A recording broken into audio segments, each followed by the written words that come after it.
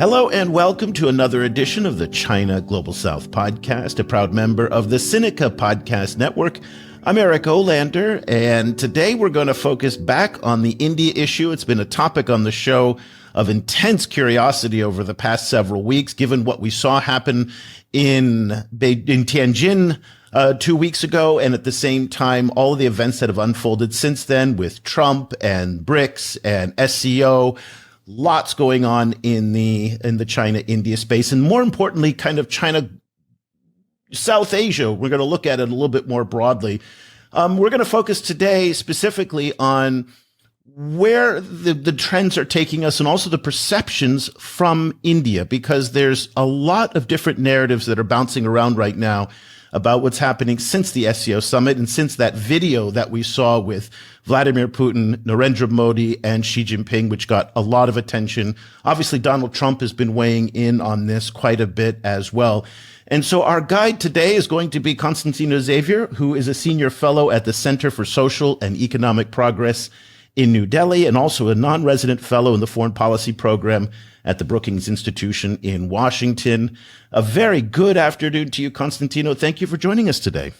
Thank you, Eric. Good to reconnect after many years, and congrats on all the good work here with your podcast. Likewise, it's wonderful to reconnect, and also just want to give a shout out to Jab Jacob as well, who we're going to have on the show later next week.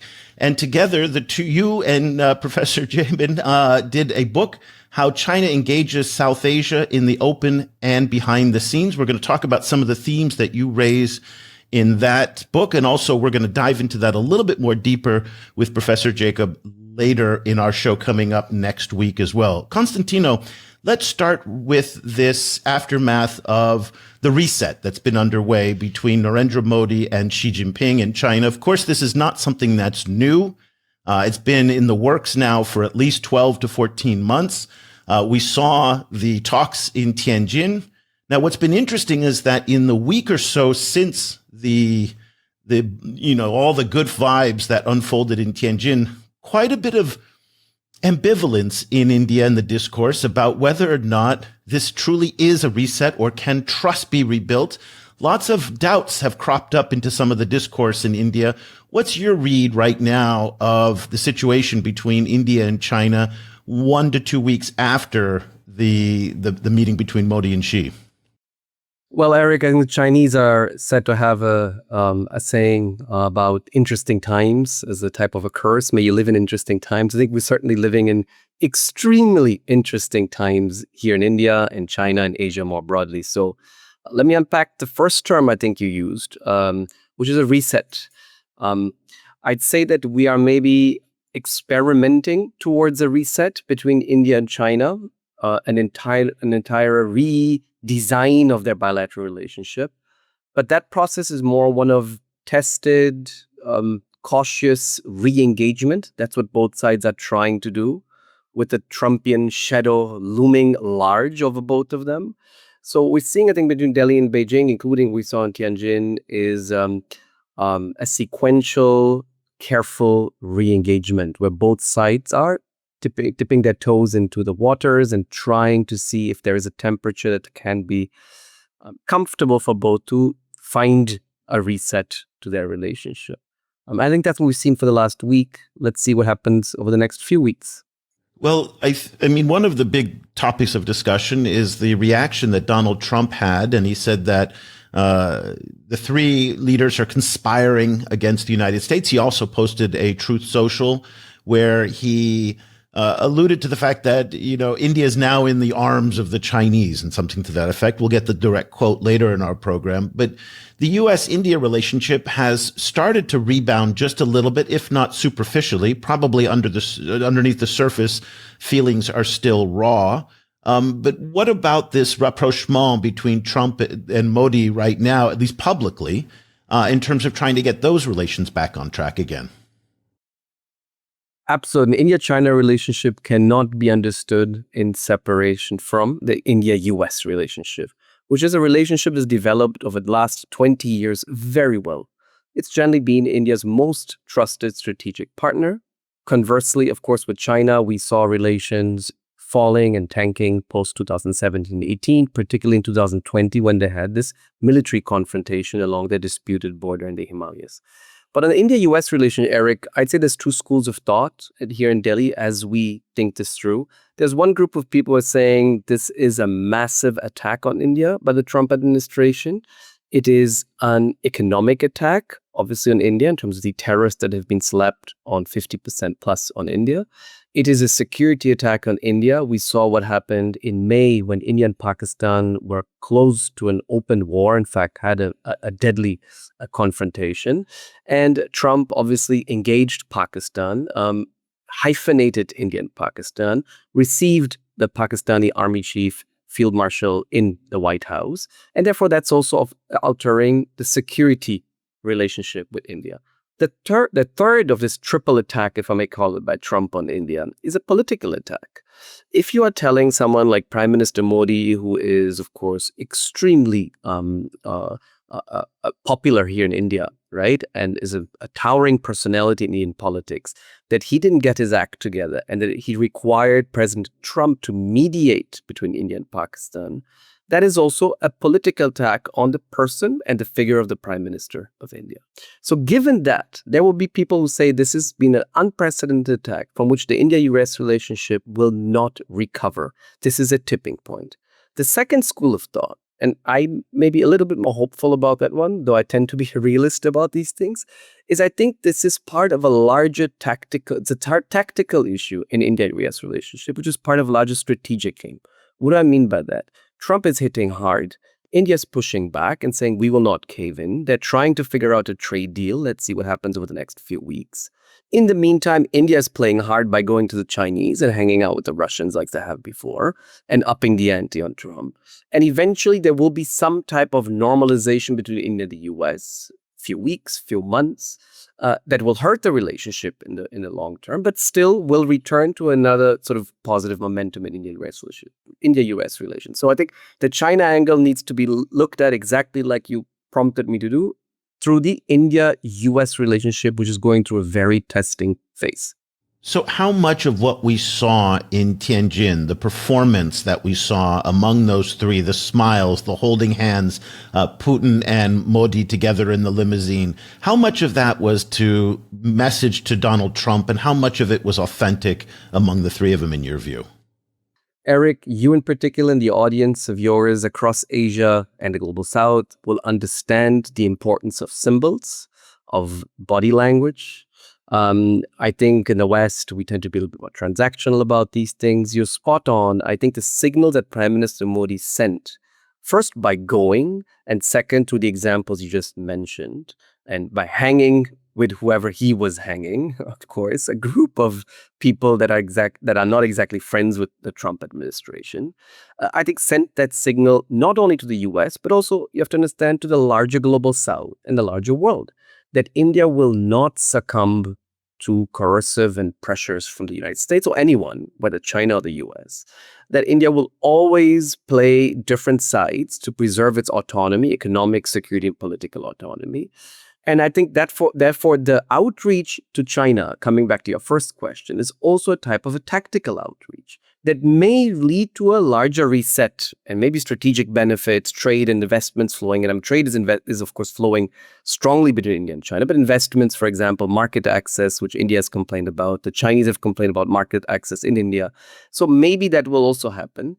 But the actual game we're playing, I think, as of these days and weeks, is one of the India-US relationship returning to some normalcy, and India therefore reaching out to a variety of other actors to put pressure on the US to achieve that normalization sooner rather than later. Well, the core problem between India and China, as you mentioned, is the border issue. This has been the issue that has really been intractable, at least for the past 4 to 5 years, dating back to the Galwan Valley incident in 2020, when the two sides engaged each other and there were more than a dozen deaths, and it really put the relationship into a deep freeze. Since then, the Indian side has said, listen, we cannot form this reset. We cannot restart relations absent a resolution on the border. The Chinese wanted to separate the border issue from the rest of the bilateral issue. after some 24 rounds of talks between the Chinese and the Indian militaries, we now seem to be getting to some sort of consensus on the border. They've withdrawn thousands of troops. A lot of analysts were telling us that it just wasn't economically feasible for both sides to maintain such a large troop presence on that border. So there are economic reasons and incentives to pull back. Chinese Ambassador Xu Feihong earlier this week gave a press conference in New Delhi, and he addressed the border issue. And I'd like to get your take on his comments and listening to some of the code words that he uses there. And about the early harvest of the boundary question, that is a very complicated and very important issue in the relationship between our two countries. Both of the readers have reached a very important consensus on the boundary issue, that is to making joint efforts to realize peace and tranquility in the border area. So according to this consensus, our two sides, I mean the working level, our two sides have kept very close interactions. The Chinese Foreign Minister and Special Representative on the boundary issue, Mr. Wang Yi, paid a very important visit to India, and he had a very successful meeting with Foreign Minister Dr. Jaishankar and also the National Security Advisor, Mr. Thawing. And during these meetings, the two special representatives of China and India on the boundary question, they reached, a 10-point consensus on the boundary issue. So both sides agreed to seek a framework for a fair, reasonable, and mutually acceptable settlement. So is there a consensus as far as your reading of it on the Indian side? The Chinese side is projecting that is the case. Obviously, the Chinese boundary line that they published, I think last year, the year before, has not changed. There's questions about the new mega dam in Tibet, so water issues are a concern as well. How much consensus do you think there's really there, and how much is this projecting? I mean, we sometimes say things and hope to become true. I think the Chinese really are saying things because they hope they will become true. That has been China's position, that the boundary issue is a distraction from a larger possible partnership in the two largest countries in the world and top economies in the world. And I think what the ambassador is saying is he may be overplaying, overrating a consensus. At the same time, if you take a strictly limited definition of consensus, what India and China did post-2020 onwards is they have destroyed or basically trashed every single agreement they had reached since 1993 on the boundary. A variety of patrolling agreements, very technical agreements on disputes resolution, on very localized confrontations that would happen between different patrolling forces or between to avoid escalation, etc. So we're returning to point zero, where now we're saying, yes, there are on both sides principles that regulate our engagement of our military forces across the boundary. So there's nothing new there except a return to the previous point of the pre-2020 point. But this tells you, Eric, about a larger problem in the relationship. This is not necessarily about the boundary. There's a larger cognitive difference between India and China on their future roles in Asia and in the world stage. For India, like you rightly said, the point was always that this problem along the boundary and the escalation we've seen and the rising of the temperatures and the frequency of confrontations since 2013 were a symptom of a larger structural problem between India and China. So India said basically we have to find a real reset to the relationship, to use your word, and we have to work across different levels, the boundary, market access, trade, investments, weaponization of different flows of the critical minerals, like recently, issues about the Belt and Road Initiative, right? That was the Indian approach. The Chinese approach post-2020 was not even understanding that and refusing to understand, had a very different vision, which is, listen, why are you being unreasonable? There's a boundary issue. We can separate that. We can freeze that and start to work on many other levels of our relationship which need attention. I mean, we did a study recently, Eric, and these are the two largest countries by population in the world. Climate change is one of the most important global agendas today. But since 2016-17, India and China have had no meaningful dialogue on anything related to climate, the energy transition, EVs, critical minerals, etc. So you see the two countries have now spent 10 years not talking to each other on the most important thing. Forget trade, investments, forget no direct flights between India and China except for Hong Kong, forget no visas for Chinese tourists to come to India.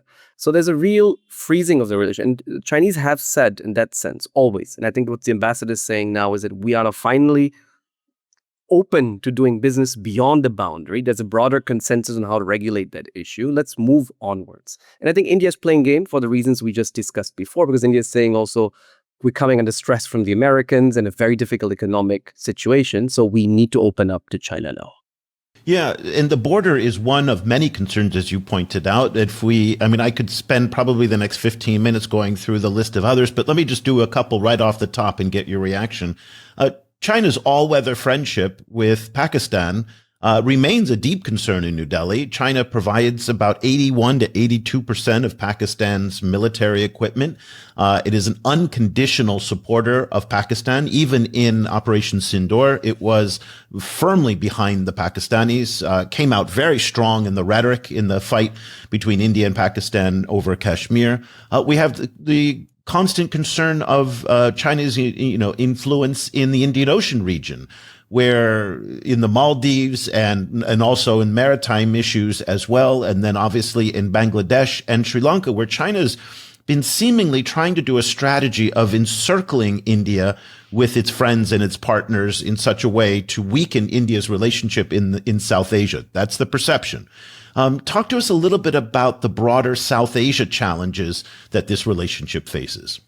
So let's split this into two parts: the Pakistan region, the Pakistan fact in the region, and the non-Pakistan fact in the region. And when you say the Pakistan region, do we also count Afghanistan in that as well? Because Pakistan, Afghanistan, and China now seem to be coming closer together with an extension of the China-Pakistan economic corridor into Afghanistan. Absolutely. In fact, we finished another study recently where we noticed that the Chinese don't speak about South Asia when they go to Afghanistan. They see it more part of a Central Asia where Pakistan has a particular importance and not India.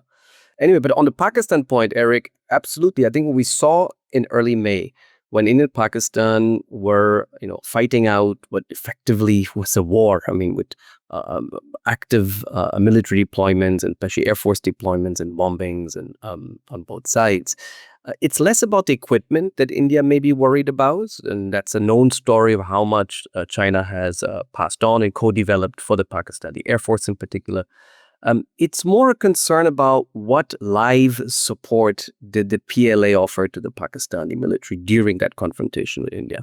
Intelligence, spatial intelligence in particular, operational support for what the Pakistanis were deploying, drone technology in particular too. So I think that's something that was a bit of a tipping point and really concerns India, because it's sending a signal that, if China's willing to go all out to offer operational and intelligence support to Pakistan during a live conflict with India, it will do that knowing that India will find out. And this is a very clear signal to India that, of the other things that we could do to escalate, we actually jumping a few to go to one of the most important issues, right? One of the most. And what's the working theory right now in New Delhi? Is that China did offer live support during the conflict, or they're still not sure?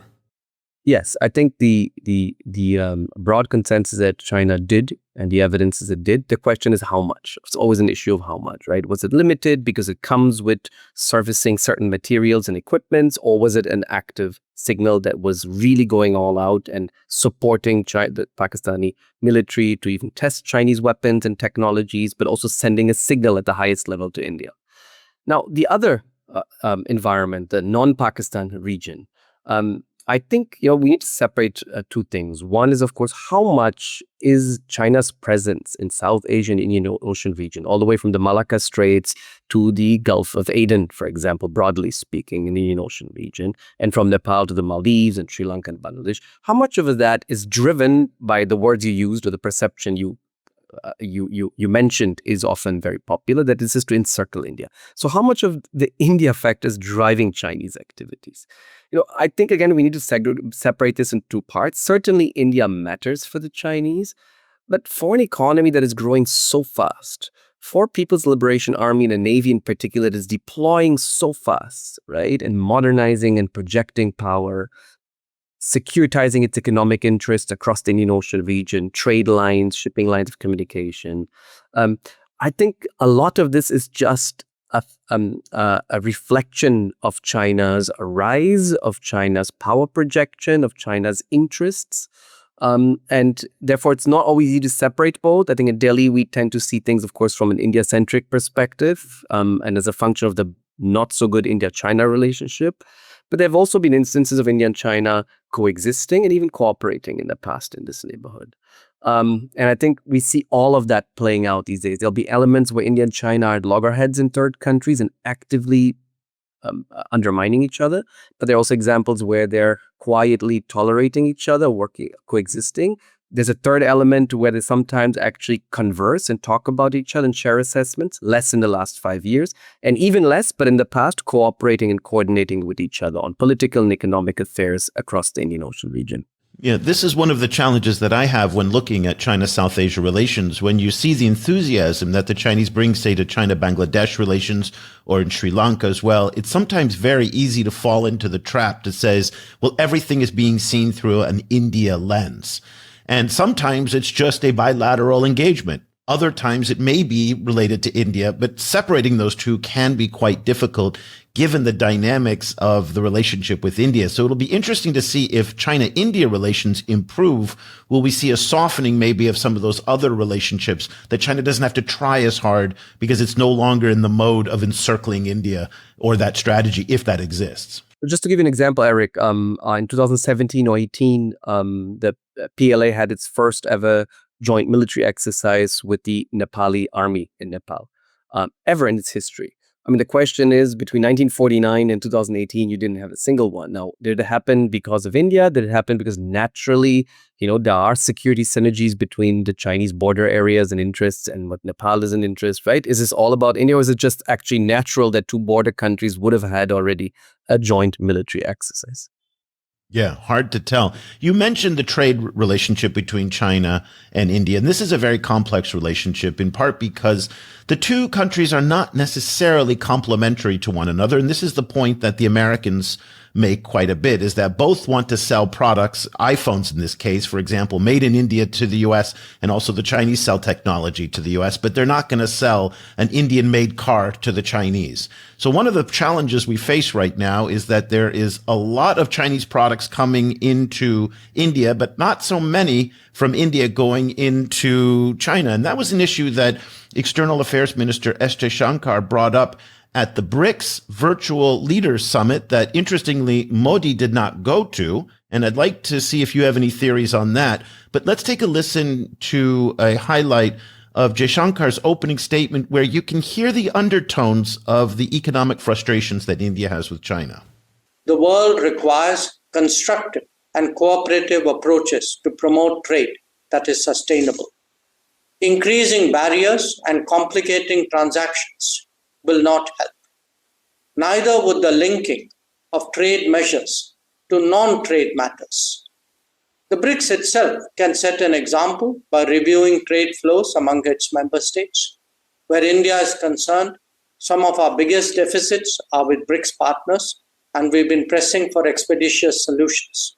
We hope that this realization will be part of the takeaways from today's meeting. So clearly, S. Jaishankar taking aim at the United States over tariffs, and that was the purpose of the gathering that they had virtually, but also that reference to the imbalances among BRICS members is, of course, has to be directed at China. What's your takeaway from that? So the first point, Eric, on Modi's absence, I think the Prime Minister of India, if I would guess, is probably giving President Trump some time to digest Tianjin and what we saw there. So, I mean, doubling down now and showing up here too would have been maybe a little bit too much. So so I think some time to digest maybe. And the signal was probably well and loud, heard well and clear in the White House. And we saw already some initial warming up in Trump's social media messaging towards India and saying, he's my buddy, we'll find eventually something, which I think to that second school of thought that has been mine, I think we'll find some type of a renormalization between India and US in the next few weeks. On this message by the External Affairs Minister Jaishankar, I think there's a double message. There's a message here to the US, obviously, right, that we cannot use trade for political purposes, and we have to regularize those trade flows.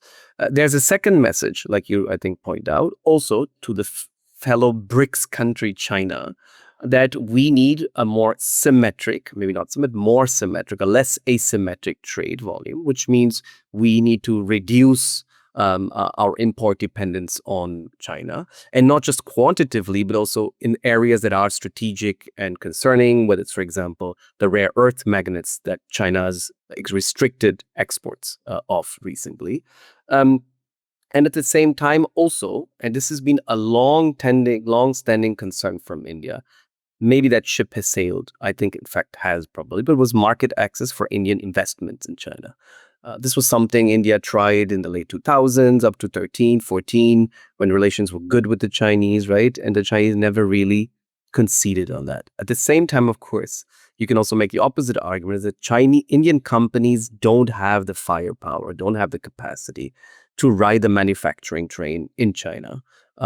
Western, American, European companies have done this for 20, 30 years and are now on the way out partially, are trying to diversify. So in this context, of course, it's very difficult, given also the limited number of big Indian companies, to enter the Chinese market. But I sense that I'm still hearing that language in Dr. Jaishankar's speech right now, that asymmetry means also you also have to give us market access. You also have to make India part of the Chinese development story, whatever's left of that. And not only China coming to the support of India and making the manufacturing revolution happen here in India. But there's a new urgency to this issue because of the tariffs from the United States, where there's a 50% tariff now on products from India sold into the United States. There are some big carve-outs, so to be fair, it's not universally across the board. But this idea maybe that China could help relieve some of that pressure. But that's going to be a difficult thing, given the fact that the Indians don't make much that the Chinese need. Is that an accurate assessment? How could this trade be balanced? Because right now there's a rather sizable trade deficit in favor of China. There's two slogans that I hear a lot when I speak to Indian officials, both from government and industry. One is co-development, right? We want to be partners in developing anything new that is going to run the future economy, global economy. That's technology, that could be processing for critical minerals, for example, or recycling, etc., right? Or EV industries, for example. The second word is make in India. You must have heard this, Eric. It's about localizing manufacture in India and attempting to do what Japan did back in the 70s and 80s, what the Chinese have done since the 80s, 90s, and do more of that here in India, right? And I think there are actually congruences between India and China. Because Chinese companies are also very interested in the Indian market. They want access. They want protections from the Indian government in what remains a still deeply politicized economy in this country, protected economy. Again, that's what President Trump is telling us every 2 days and reminding us of, and there is truth to that. Which he's not wrong about, by the way. Correct, It's been a long-standing complaint of the Americans even before Trump. And same for the Chinese. They're not saying it as loud in their own way, but they have been dying, if I may say, to gain access to a lot of sectors in India, right? Japanese companies have done well here. European companies have done well, particularly the last 6-7 years now.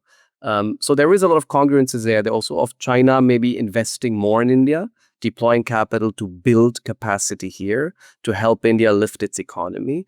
And most importantly, Eric, as you will know, this whole idea that by China delocalizing, diversifying its production outwards to the Vietnam, to the Mexicos, to the Indias of this world in order to circumvent trade barriers in the US, etc. So the Chinese also have an eye on what we call the supply chains, the big battle that we're all facing, which is basically let's produce in India, not only for the Indian market, but also to re-export whatever we can to the global south or the US, etc. Because the costs of production, as you know, Eric, are rising in China. And it's a very difficult moment for some Chinese companies. So India, in that sense, is the only market that offers scale and price attractiveness to any foreign investor. But isn't that one of the concerns that the Chinese have? And my reading in the Chinese press is, on the one hand, yes, they would love to have access to this vast Indian market, but they're also very nervous about India, which is pretty much the only country in the world that could rival China in the scale of manufacturing, of becoming the iPhone country. And that's one of the reasons that people suspect that China has limited the flow of technology. It's limited the flow of people. Huawei engineers, for example, have been restricted from going. Some of Foxconn's engineers have been restricted from going to India. And so there is this kind of nervousness that if India does this too well, then that could displace China at a time when employment is under pressure in China and the economy is quite slow. Eric, I'm not a China expert, so I'll defer this one to Jabin, who you're going to speak to. We'll speak with him later on that one. But I will tell you that from what I understand, you are spot on a big debate that is happening, as I understand, inside China, which is exactly the question: do we ride this Indian tiger? Do we use it to our benefit by investing and deploying capital there? And that depends obviously on the tiger allowing to be ridden and being fine in accepting Chinese investment, of which we're seeing the opening act now of India saying, yes, come in. We may need you in certain sectors. We want you in certain sectors. Or school B of thought in China, which is the one you mentioned, which is this country is poised to be a rival and a competitor. So we need to isolate and starve this economy as much as possible, and certainly not deploy our best, whether it's capital or engineers or know-how, to India, because they will do a China on us, the way we did it on the West 20 years ago. What do we make of the fact that Donald Trump is not going to come and participate in the Quad summit, and that right now the relationship in the Quad is in question? Do you believe that there's a possibility that the Quad in the Trump era disintegrates and that India does not see that it's worth being a part of this relationship going forward? I think as we speak in these days, in the short term, the Quad does not figure. We're seeing a larger game that we just discussed: China, US, how we're going to rebalance this thing, right? That's one. But in the medium to long run, let's say 6 months from now, the next rest of the Trump administration, I'd say that we will see continuity to the Quad in a thin version, not the thickening version that was attempted, which was let's work on technology, on climate change, on the non-security issues, giving it an economic dimension, or what they call the Quad and public goods in Asia, the provision of public goods, which again, surprise, surprise, is what the BRI has been always about. And here's suddenly the Quad, late in the game, I've argued, comes in already cast in a very different image, which was a security defense relationship, and tries to correct that. That has now been suspended, the thickening of the Quad. It's politically, I think, a little bit in the freezer for the next few weeks and months.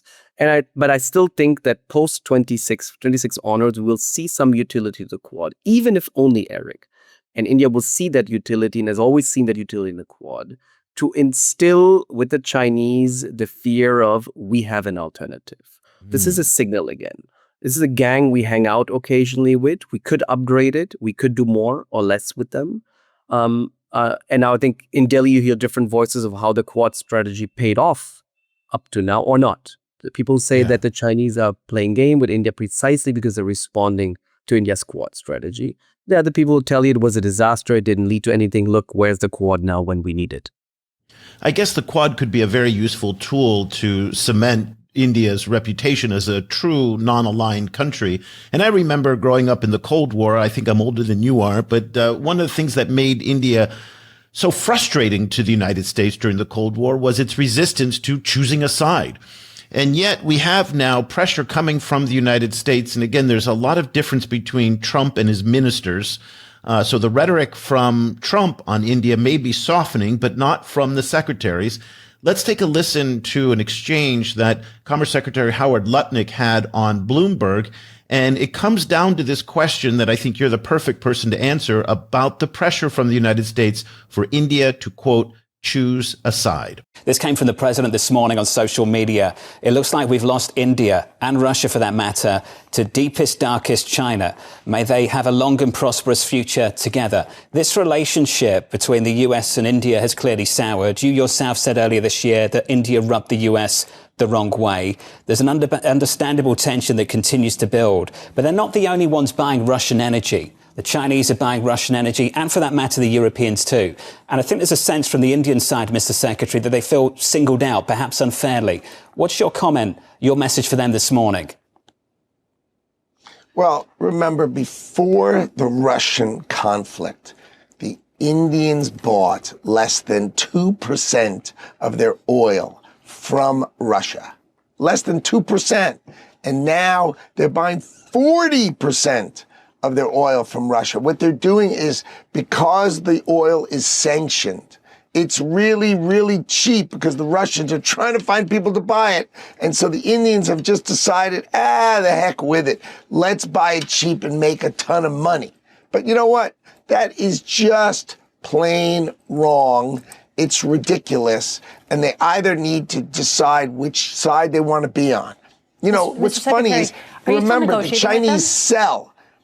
The Chinese, well, we're always willing to talk. The Chinese sell to us. The Indians sell to us. They're not going to be able to sell to each other. We are the consumer of the world. People have to remember, it's our $30 trillion economy that is the consumer of the world. So eventually they all have to come back to the customer, because we all know eventually the customer is always right. Well, that's in tone that I suspect probably rubs quite a few people in Modi's administration the wrong way. But there you heard it. They've got to choose a side. Let's close our discussion about looking forward. How does India pursue its path now with the Chinese, the Russians, the Americans, and then all of the other geopolitical interests that it has in South Asia? So on the first point, use the word, I think I heard the word souring of the relationship. Well, as a consumer of many liquors, I think that are fermented, I think souring sometimes can lead to wonderful things and to very good results in terms of products. So I think souring is part of a process of a relationship, and hopefully things will sweeten. And I think they will be sweetening soon. Two, to your point about, or to Mr. Navarro's point about choosing sides, you've heard this, Eric, again, probably, that India is criticized for being a fence sitter, sitting on the fence, not choosing sides. Well, I grew up in a village, in a countryside, and I think sitting on a fence is very, very difficult. You can jump over it, you can keep balance for a second or two, but sitting on a fence persistently and continuously is a very difficult job. It's an art. It requires skill. It requires equilibrium. It requires reading the wind, the push and pull factors left and right. So I think India has a long tradition of sitting on the fence. That is a strategic tradition of preserving autonomy, of not falling into different camps or different courtyards. But at the same time, remaining open, and you sit on the fence, so you have a good vantage point, and you can communicate with a variety of actors around you to keep that balance. And I think if Mr. Navarro probably may not know that, and I think that's the most likely scenario, he knows that India will not choose a side. But he's part of this drama that I was speaking out before, which is full of symbols and signals. The Tianjin drama and the symbols that were sent in India's instruments of diplomacy to Mr. Trump. Here, Mr. Navarro is another cast in this drama, who's also sending a signal through very typical Americans, popular, if I say, rural voice, right, and metaphors. So he'll say what he must. Those signals are heard here in Delhi, but my guess is they're part of this larger drama that is playing out, leading to a new equilibrium in India-US relationship. Because I find it hard to believe that anyone in Washington, D.C., maybe that's wrong for some of the MAGA crowd, the more political crowd that is coming to power and is less literate in the international relations domain. But I think President Trump and his advisors and Mr. Navarro know that India will not succumb and align. In fact, what they're doing is precisely to test how far will India go. And India, vice versa, is also seeing whatever it can do to see how far can it go before we reach a new equilibrium between India and the US. The book is How China Engages South Asia in the Open and Behind the Scenes, and it covers truly all of South Asia. It's a multi-part report. I'm going to put a link to it in the show notes that Constantino co-wrote with or co-edited with Jabin Jacob, Professor Jabin Jacob, who we're going to have on the show coming up very soon to dive more into the China-India aspects of this. Constantino, thank you so much for your insights today. Absolutely fascinating. And the ground that we covered was just enormous. Constantino Xavier is a senior fellow at the Center for Social and Economic Progress in New Delhi, and also a non-resident fellow in the Foreign Policy Program at the Brookings Institution in Washington. Constantino, many thanks for your time today.